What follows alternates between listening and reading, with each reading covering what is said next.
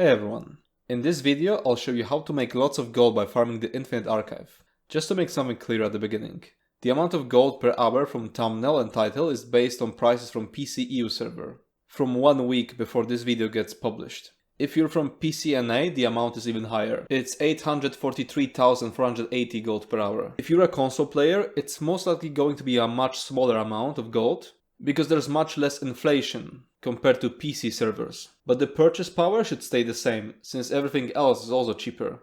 So if that amount is good enough for you, stay and watch the rest of the video. Playing the archive allows you to earn the unique currency called Archival Fortunes, which you can spend on multiple things. If you've looked at what the Filer Tesours merchant has to offer, it isn't very clear what's the best way to transform Archival Fortunes into gold. There is the Archival Treasury logbox, which allows you to turn 4,000 fortunes into 5,000 gold, which isn't a very good deal. There are also containers with materials for each crafting profession, which cost 2,000 Archival Fortunes. At first look, if you open just a few of each type, it might seem like the jewelry and alchemy crates provide the best rewards. But it turns out that the provisioning crates have a chance to drop extremely expensive materials, so they end up being the best, even though you might open lots of them without getting any meaningful reward. But once you get that one rare material, it greatly outshines all other types of crates. So I spent 400,000 Archival Fortunes on 200 provisioning crates to test what's the average amount of gold you get from each provisioning crate. So here's the list with all the materials I've got. 12 Ruby Blossom extracts. The price of a single one is around 803k, so the total is 9,642k. 9 Morning Dews. A single one costs 642k, so the total is 5,778k. 12 Perfect Rows. Single one costs around 63k, so the total is 756k. And 4 Diminished Ethereal Dusts. Single one costs 54k for a total of 219k. So that's 16,395k total. The add-on shows I've earned 16,478k. So the white materials I've skipped, such as poultry, potatoes, apples, etc., must have accounted for an additional 83k. When we divide the final amount of gold by the number of crates I've bought, we can estimate that on average a single provisioning crate contains materials worth 82,390 gold, though it's just an average. In practice you'll be opening crates worth nothing and crates worth almost a million. And since the crates cost 2,000 Archival Fortunes, the conversion ratio is 1 Archival Fortune equals 41.2 gold. Much better than the Archival Treasury logbox, where the ratio is 1 Archival Fortune equals 1.25 gold.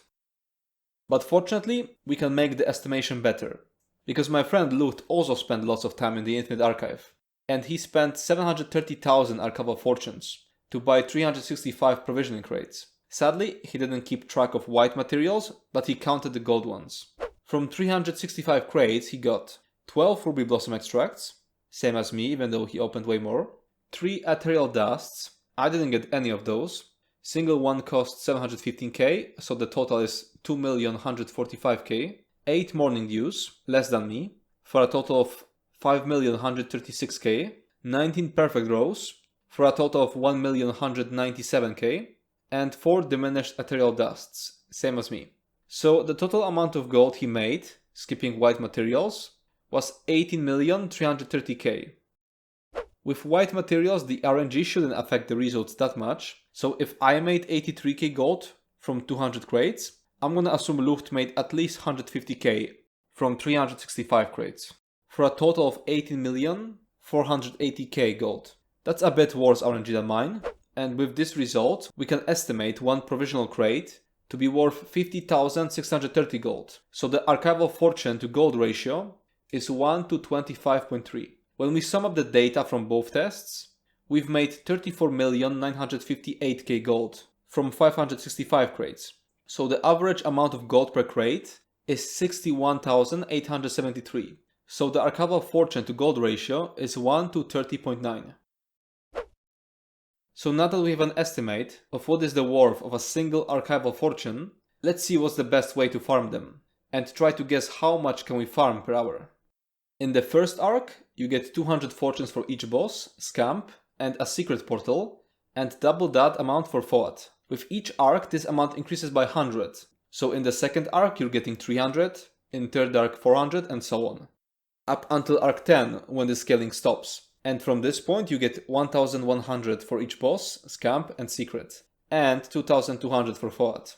On average, you should get 2 scamps and 2 secrets per arc. So with that average RNG, you should get 2000 fortunes in the first arc, 3000 in the second arc, and so on.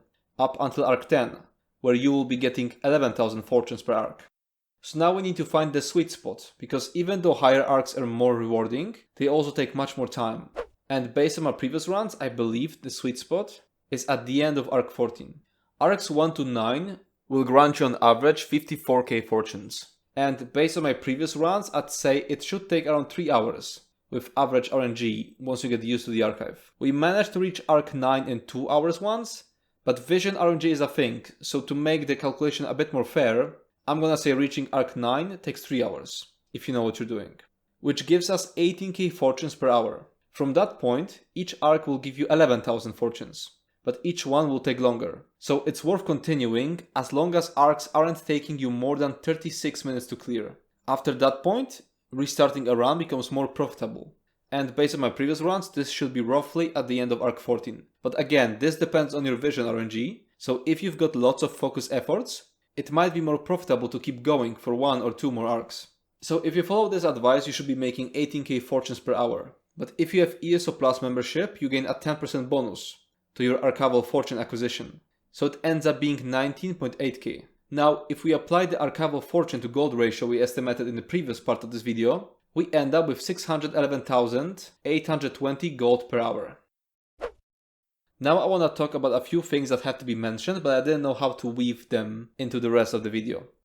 In order to farm the Infinite Archive this fast, you'll need to play in a duo with another player, with one of you being a Dragonite tank with the Magma Shield build, which I've covered extensively in another video, and the other person being a Warden damage dealer, to abuse the combination of shield procs with the focused efforts vision, to deal absurd damage. I don't have a video covering that build, but Luth has it posted on his Discord server and I'll leave a link to it in the description. You're also going to need the permanent archive upgrades, which make you much more powerful and which can be unlocked by doing the minigames inside secret portals. So there is some investment to be made at the beginning, if you haven't been doing Infinite Archive before watching this video. Another thing I have to mention is that you could get super extremely unlucky with visions, because you need focused efforts to enable the Warden to do DPS. So if you're reaching arc 6 or 7 without getting it, it might be a good idea to restart the run. And that's it for this video. If you do end up following this guide and open the provisioning crates, please post the results in the comments, as the data sample of 565 crates that me and Lucht opened isn't accurate enough. And since Zos didn't add any way of obtaining Archival Fortunes on the PTS server, it's impossible to test it further without your input. If you have any other questions, you can comment down below or join our Discord server Wildheart. If you enjoyed this video, make sure to subscribe to my channel and check out my Twitch. Thanks for watching and see you next time.